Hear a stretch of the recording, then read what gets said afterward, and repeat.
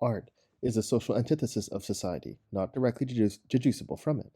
The constitution of art's sphere corresponds to the constitution of an inward space of men as a space of their representation.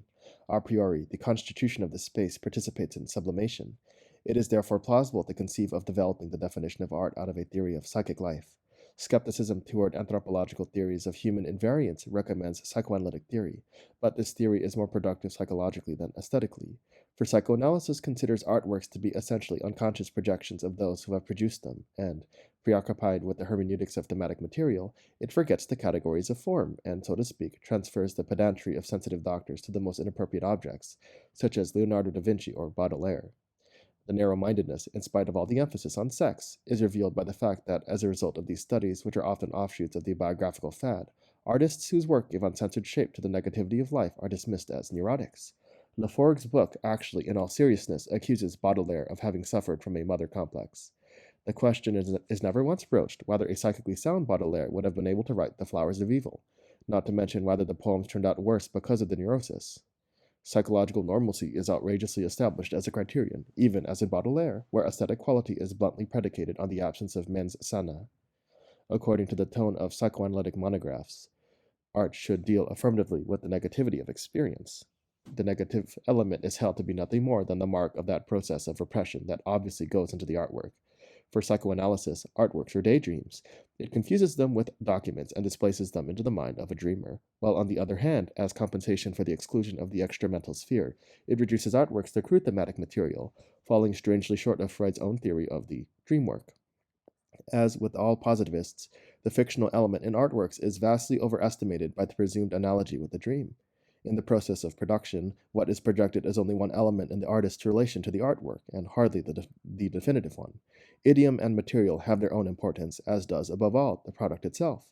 This rarely, if ever, occurs to the analysts. The psychoanalytic thesis, for instance, that music is a defense against the threat of paranoia, does indeed for the most part hold true clinically, yet it says nothing about the quality and content of a particular composition.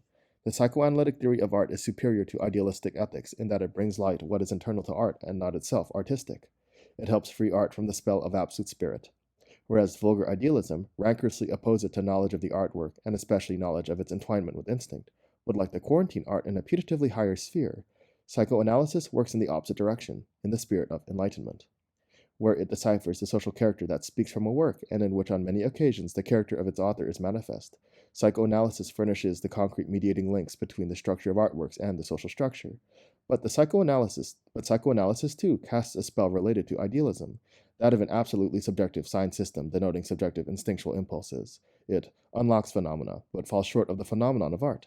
Psychoanalysis treats artworks as nothing but facts, yet it neglects their own objectivity, their inner consistency, their level of form, their critical impulse, their relation to non-psychical reality, and finally, their idea of truth. When a painter, obeying the pact of total frankness between analyst and patient, mocked the bad Viennese engravings that defaced his walls, she was informed by the analyst that this was nothing but aggression on her part. Artworks are incomparably less a copy and possession of the artist than a doctor who knows the artist exclusively from the couch can imagine. Only dilettantes reduce everything in art to the unconscious, repeating cliches.